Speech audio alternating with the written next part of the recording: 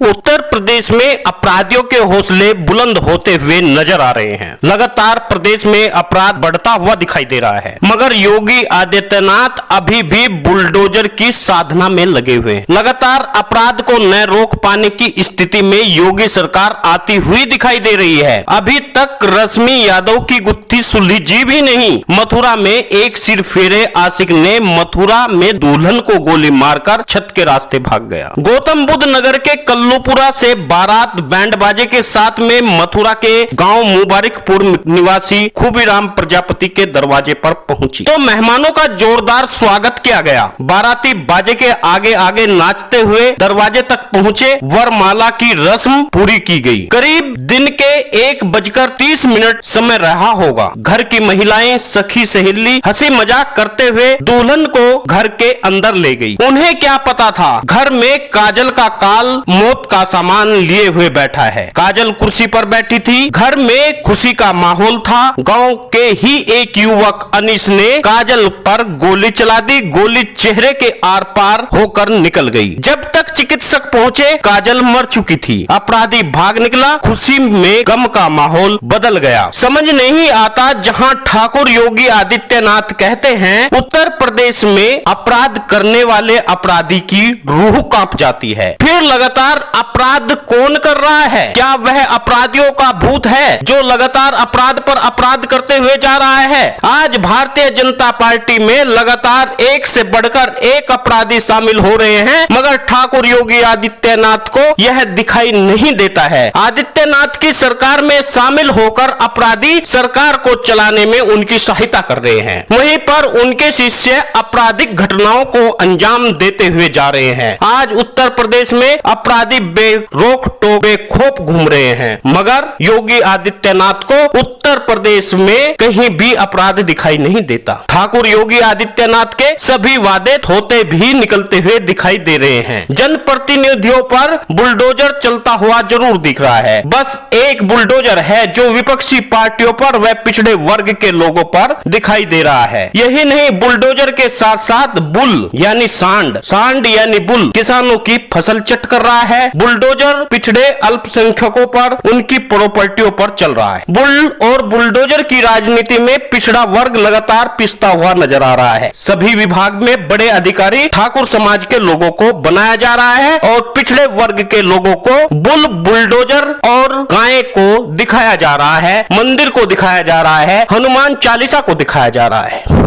योगी सरकार के आने के बाद में बुलडोजर व बेरोजगारी तो बढ़ी है, साथ में बेगार करने वालों की भी खासी वरीयता बढ़ गई है। विधान परिषद में ठाकुर समाज को प्रतिनिधित्व देने का काम योगी सरकार ने किया। वहीं पर बुल व बुलडोजर के साथ साथ बेरोजगारी रोके नहीं रुक रही है, मगर योगी जी हिंदू मुस्लिम की राजनीति को तूल दे रहे हैं। अपने ही प्रदेश में अपने ही लोगों को बेगाने बना रहे हैं। योगी आदित्यनाथ आप उत्तर प्रदेश में शिक्षा की बात नहीं करते हैं, तकनीकी इंजीनियरिंग की बात नहीं होती है उत्तर प्रदेश में। आज बात होती है हनुमान चालीसा पर, बात होती है रामनवमी पर, बात होती है कावड़ पर। हिंदू मुस्लिम के दंगों को आग में कैसे झोंका जाए, इस पर आज बात होती है। आज बोर्ड की परीक्षा के पेपर लीक होने पर नकल माफिया चपरासी को बना दिया जाता है, बड़ी मछलियों को छोड़ दिया जाता है। यह पता नहीं चलता ठाकुर योगी आदित्यनाथ किसे कानून बना दे, इस बात का कोई अंदाजा आप लगा नहीं सकते। किसी की भी प्रॉपर्टी पर बुलडोजर चलाकर बिना कानून के वह उत्तर प्रदेश का कानून बन जाता है। संविधान पता नहीं किस तरह संविधान की धज्जियां लगातार योगी सरकार में उखेड़ी जा रही है। खुलेआम सवर्ण जाति के लोग पिछड़े वर्ग का आरक्षण खा रहे हैं। आज प्रदेश में कितने पिछड़े वर्ग के डीएम हैं, कितने एसडीएम हैं, कितने एसपी हैं, शायद इक्का दुक्का, मगर योगी आदित्यनाथ खुले मंच से कहते हैं ये लोग योग्य नहीं हैं, बस इन्हें योग्यता ठाकुर समाज में दिखाई देती है और बाकी सब लोग योग्य नहीं हैं। आज जिन लोगों ने आपके हाथ में व्यवस्था दी, जिन लोगों को आप योग्य न होने की नसीहत देते हैं, वे लोग अगर आपको वोट नहीं देते तो आप मुख्यमंत्री की कुर्सी तक शायद नहीं पहुंच पाते। प्रजापति, कश्यप, मल्ला, धीमान, कोरी, विश्वकर्मा, गुज्जर समाज के लोगों ने आपको वोट दिया, लेकिन उनका एक भी अधिकारी का प्रमोशन शासन नहीं हुआ। विधान परिषद में, लोकसभा में आपका हमारी आवाज सुनने वाला कोई नहीं है। उस सरकार में आपने उत्तर प्रदेश में चुन लिया है जो केवल पिछड़ों की न सुनकर आगड़ों की बात को